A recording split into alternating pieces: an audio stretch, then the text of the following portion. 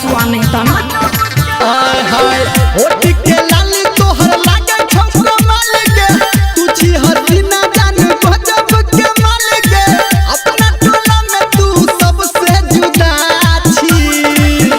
हाँ मुँह संभर के छौरा बाज रे अच्छा हम शादी शुदा छी मुँह संभर के छौरा बाज रे हम शादी शुदा छी मुँह संभर के छौरा बाज रे हम शादी शुदा छी। चल झूठी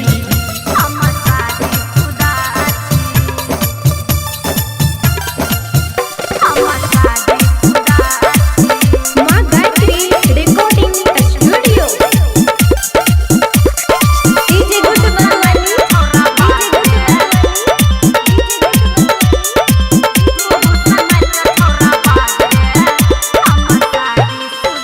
हे गे बाजल छतु झूठ से नूर नहीं छौके लागल केस से झापल छै देखना रो पागल कहां देखा देना हे बाजल छतु झूठ से नूर नहीं छौके लागल केस से झापल छै देखना रो पागल काली के बाली तोहर लागे छौबा बाल के रोड पे चले छतु गजब के चल के तोरा जवानी पे हम दिल से फिदा छी।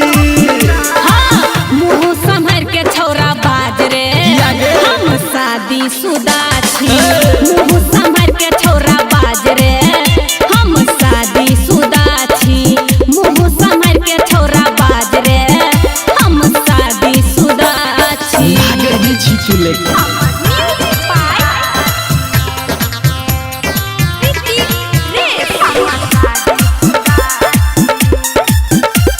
अभी आप सुन रहे हैं धर्मेंद्र निर्मलिया को।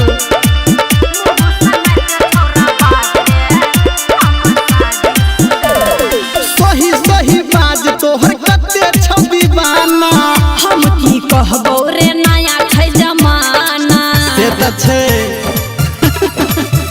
हे गे सही सही बाज तोहर कते छवि बाना हम की कहबो रे नया छै जमाना आँख के काजर तोहर करैया हाल के राइटर तनकू के बोलो नहीं डाल के कहो धर्मेंद्र हम छौरा सीधा छी।